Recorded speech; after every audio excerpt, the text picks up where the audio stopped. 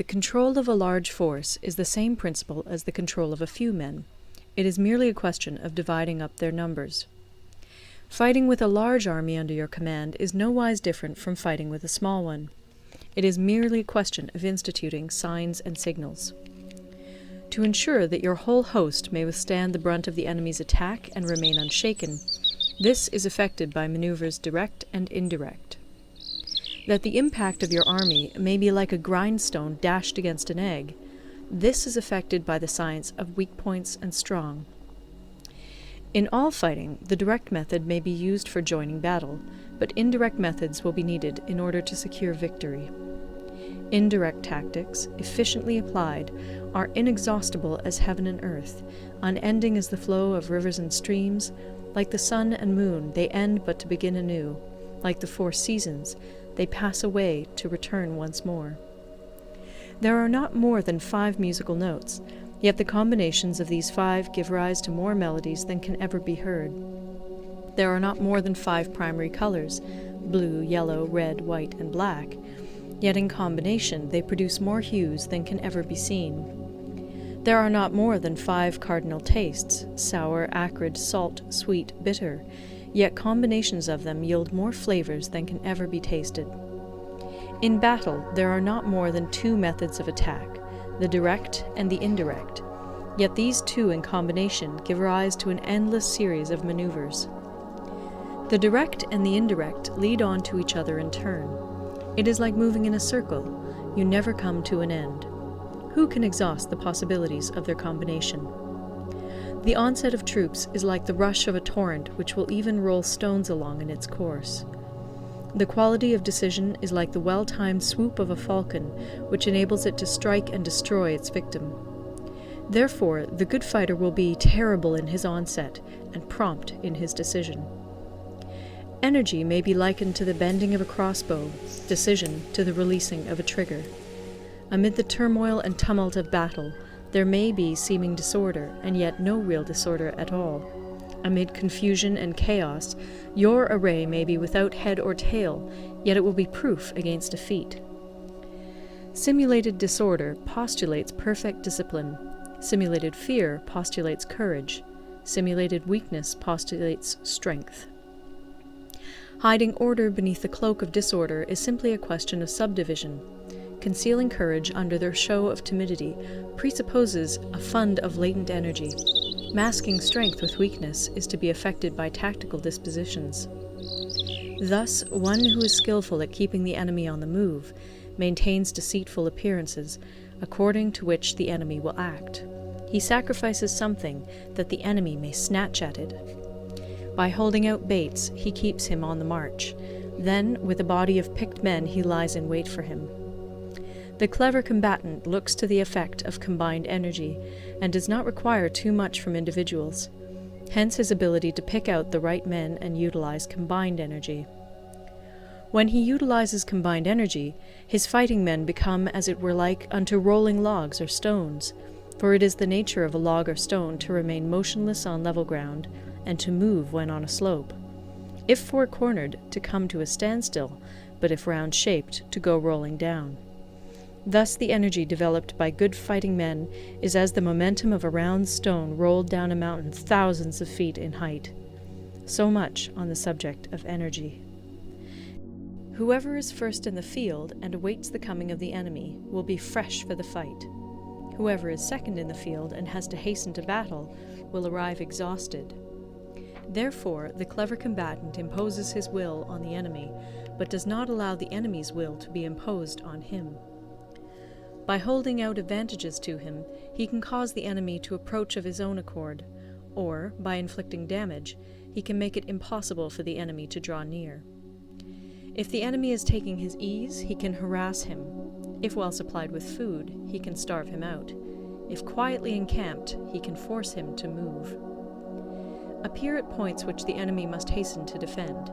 March swiftly to places where you are not expected. An army may march great distances without distress if it marches through country where the enemy is not. You can be sure of succeeding in your attacks if you only attack places which are undefended. You can ensure the safety of your defense if you only hold positions that cannot be attacked. Hence, the general is skillful in attack whose opponent does not know what to defend, and he is skillful in defense whose opponent does not know what to attack.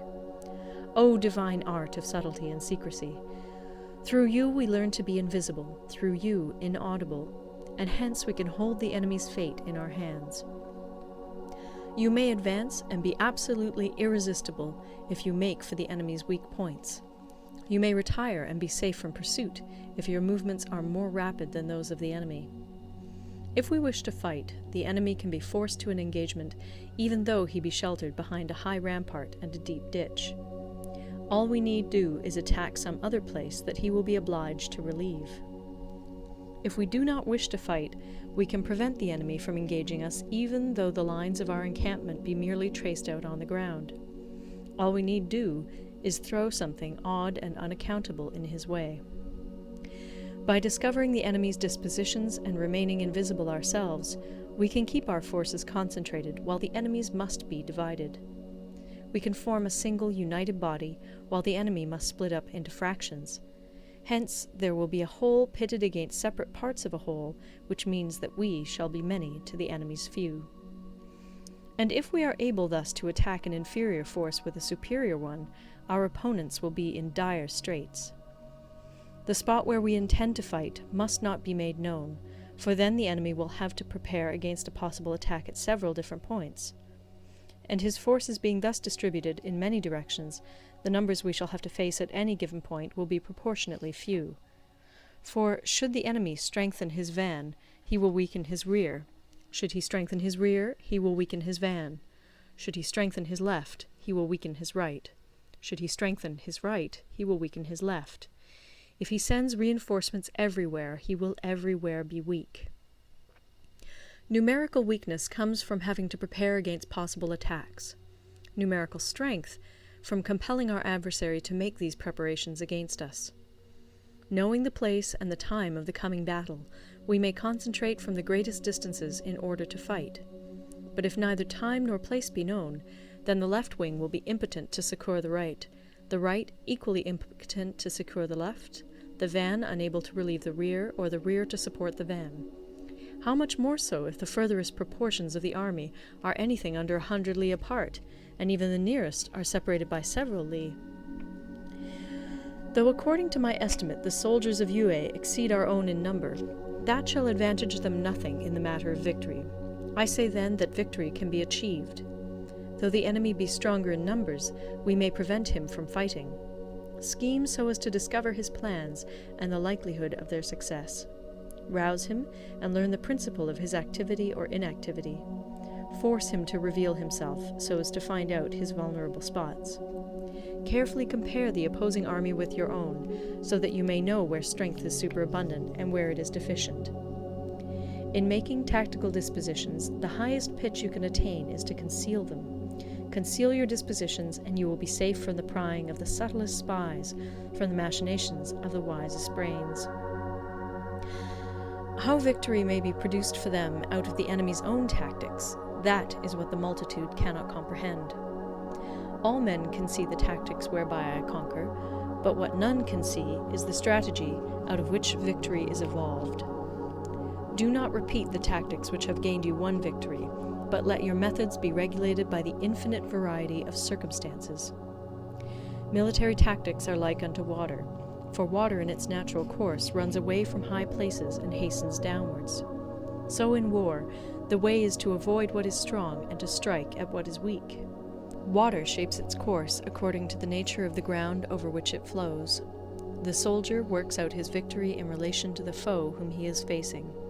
Therefore, just as water retains no constant shape, in warfare there are no constant conditions.